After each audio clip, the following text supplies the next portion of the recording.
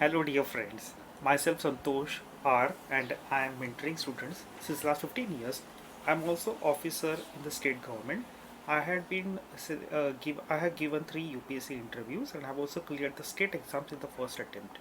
So many students were asking me about my strategy, what I had done with many students since 15 years where they have scored excellent ranks.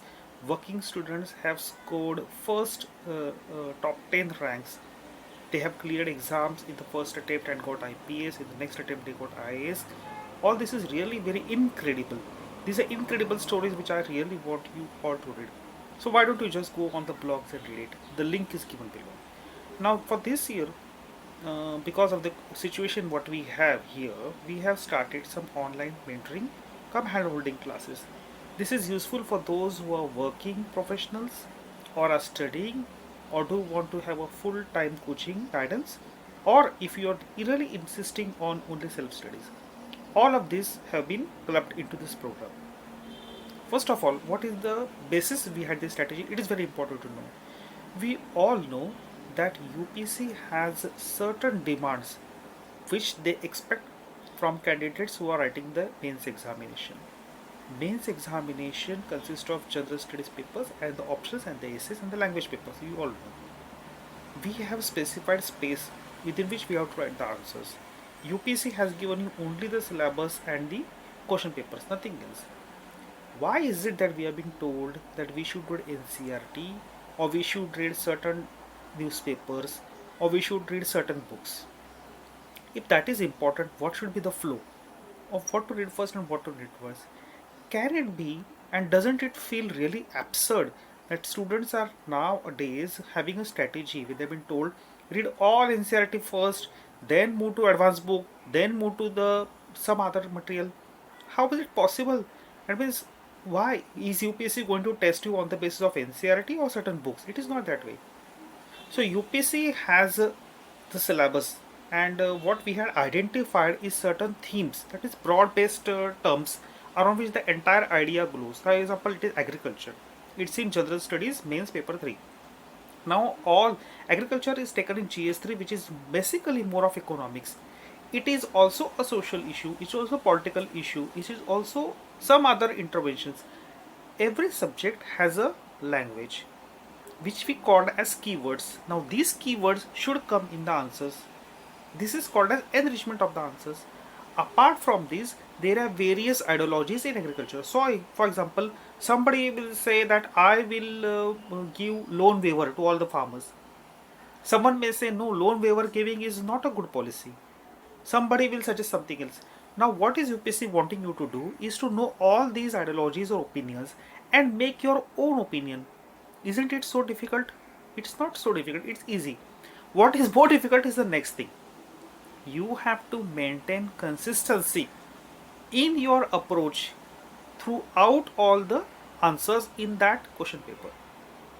So for example, if you take a liberal stand in agriculture in one answer in GS1 or GS3, you cannot shift your liberal stand to a traditional or conservative or some other stand in the next year.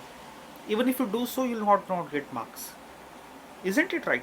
So what is basically important here is to know who are you, what is your personality, what is the system, what is the society, linking all these three together and then writing the answer. If your inner attitude doesn't allow you to take a stand which is contrary to all your teachings, understandings in the classroom, then you don't need to write the answer. Okay, that is the limitation of online test series. Online test series will only give you a schedule of the test series, and you have to send the answers and they will evaluate it. Now this evaluation generally doesn't come without knowing the person. Even the model answers which are being given are not the type which UPSC would have given.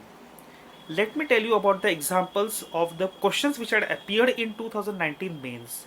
Please scroll on the scroll below. I have put the questions. Okay. Now this is not one question. There were 4 questions. These are also put here. Now see, if you want to write all these 4 answers, what type of answers would you be writing from whatever you have studied from the textbooks or whatever you have been taught? So basically what I'm turning is this. What I'm proposing is this. There are specific themes, broad-based areas in your entire syllabus. You have to study in detail, know everything in the WH type, what, where, when, how, everything, and write the answer in a specified place in the specified space in the answer sheet. Along with this, you have to enrich the answers by giving case studies, example, flowcharts, everything. Students are always in a dilemma of completing the syllabus and enriching the answer always. If you don't come out of this dilemma, you'll go in a prolonged plateau of hopelessness and nothing to do. That is also one limitation of keeping you busy. I am totally against keeping the students who are preparing for civil services busy every day, busy through classroom schedules and test series and whatnot. Where is the time to think? There is no time to think. The student has to think of himself and write the answers. There will be unpredictable questions in the UPSC exam. The other name of UPSC is unpredictable. Everyone knows this. So how are you preparing? And how what is now I am proposing? Please see here. So the first stage anyway should be your foundation. Everyone knows that NCERTs are important, but how to read NCERT, which chapters to read from NCERT, which books to read from NCERT is $1 million question. So the entire syllabus and entire pattern of which books to read, from which chapters to read, has been given there. NCERT should be read for answer writing as well as for prelims exam. For example, what we have done in our test series, which is given here, I have proposed here. This is it. If you are studying about a prime minister from an NCERT book, immediately in that same week you will shift on to the advanced book and refer to what is the prime minister in the advanced book, and then you will write the answer. I want answers which are advanced as well as basic together. This is what we are demanding now here. Okay, this is a strategy to study for the exams. You cannot do only basic study first and then advanced study first. Then what type of notes you are going to make at the end of this exam? At the end of this program, what you are proposing, first is foundation, then is the advanced themes based coaching, and answer writing, hand holding for answer writing basically is this.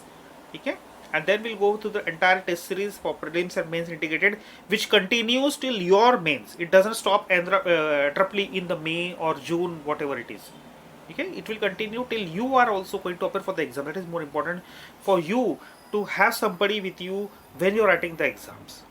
So we'll be with you all the time you're writing the mains exam also, and in the end we'll prepare you for the personality test. We all are officers who have cleared mains, given interviews, and we know what fetches you marks and what will not fetch you marks.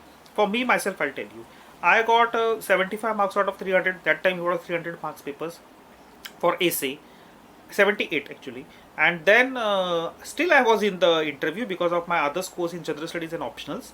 And then I went to one mentor who is a mentor, Dr. Nandekar. He's now no more.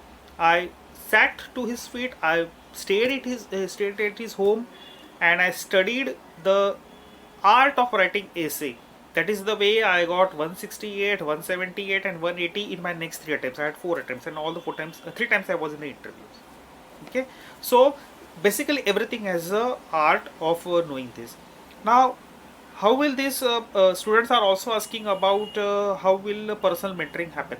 Personal mentoring will be given by those people who have already cleared the exams, and it will not be only for twice a week or thrice a week. It will not happen that way. Whenever you want to call, you can just call to us and ask to us. We all will be here to help you. Our intention is to help students to clear the exams. We could not get a good mentor who could handhold us to this to the success ratio or success ranks. That is enough. Now we have decided we will not allow this to happen with any of you. So please, if you wish, if you are serious about your aspirations, please call us. Okay, thank you.